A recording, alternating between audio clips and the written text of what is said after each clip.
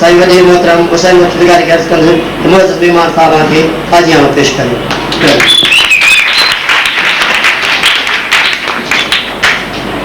साईं जनाब सदर मेहमान खास एजाज़ी मेहमान मुझा प्यारा उस्ताद साहिबो प्यारा शागिर्दो शागिर्दियान अस्सलाम वालेकुम।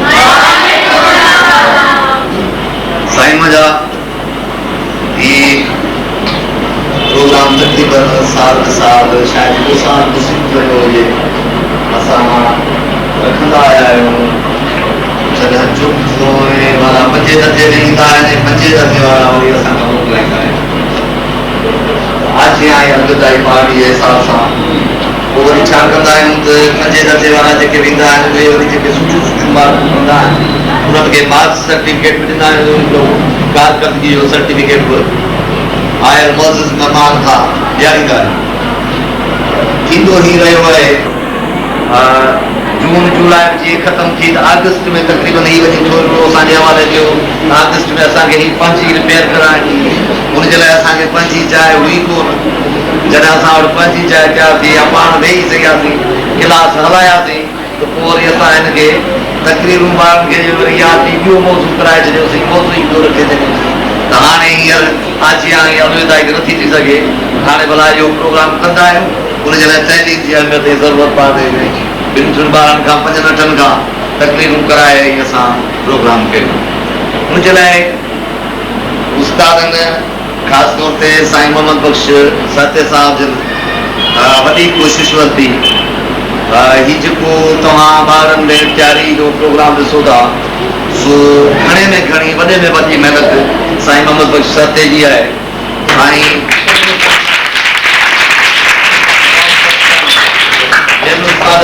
पार्टिसिपेट कयो आहे हिन प्रोग्राम जे वास्ते ऐं हिन प्रोग्राम जे हलाइण में ऐं ॿारनि खे तयारु करण में घणी महिनत साईं जी आहे। हुनजे लाइ साईं खे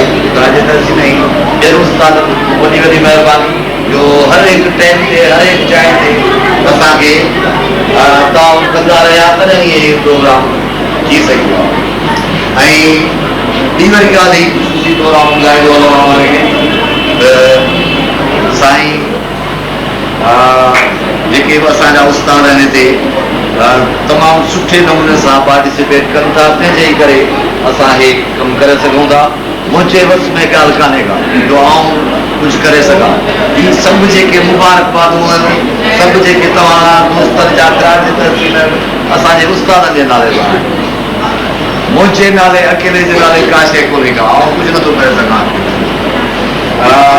हिकिड़ी ॻाल्हि थोरो ॿुधाईंदो आहियां त साईं ॿिए पासे बि वियो हुयो 8 ॾींहं अॻे थी विया आहिनि त साईं मोहम्मद हितां रिलीव थी वियो आहे।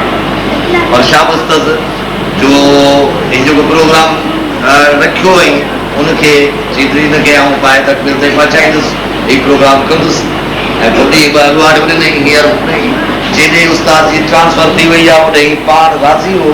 जेकॾहिं न त असांखे केरु न सुञाणे साईं अज़ीम पारे खे साईं मसूद अहमद साहिब खे या ॿिए कंहिंखे मिनत करे वठो वेंदो आहे साहिब अंदरि बाबा हे ट्रांसफर बंदि करायो पंहिंजी सहूलियत सां स्कूल अथसि। असां ख़्वाहिशूं आहिनि तमन्नाऊं हिन सां गॾु इनशा ताला हुते बाल पतो ईंदो रहंदो ऐं महिनत कंदो। ऐं हिते बि असांजा उस्ताद अहिड़ी महिनत कंदा रहंदा।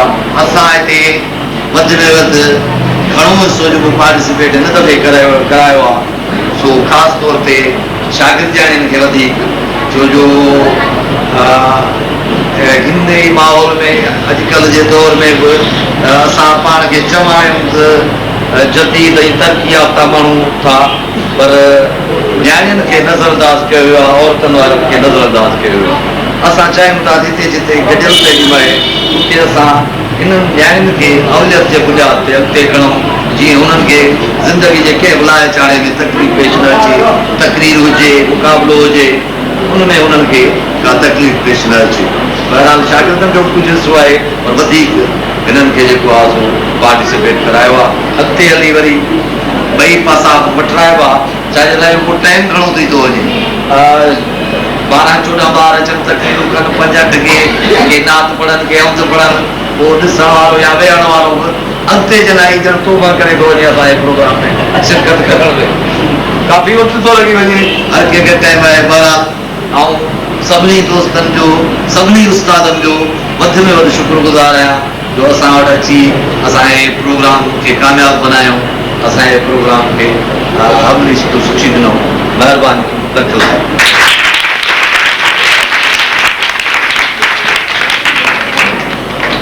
साईं मतलब साईं हुसैन बख्श बिलाल साहब जी जिन्हें मूंखे एजाज़ बख़्शे छॾियो चवंदा अच्छा बि शइ क्लियर पढ़ंदी आहे असांजूं जेकॾहिं कोशिशूं असां जेकॾहिं असांजो बॉस जेकॾहिं वॾो असां गॾु आहे ऐं सभई साथी गॾु आहिनि त असांजो को न को प्रोग्राम को न को वर्क करे सघंदो आहे अकेलो माण्हू वाहिद शख़्स कुझु बि कोन थो करे सघे हुन खां वधीक जेको वधीक कॉन्ट्रीब्यूशन हूंदो आहे उहो आहे हेड ऑफ डिपार्टमेंट सॼो कमु उनजो हूंदो आहे सॼो कमु साईं हुसैन बख्श वारे जीअं असांजो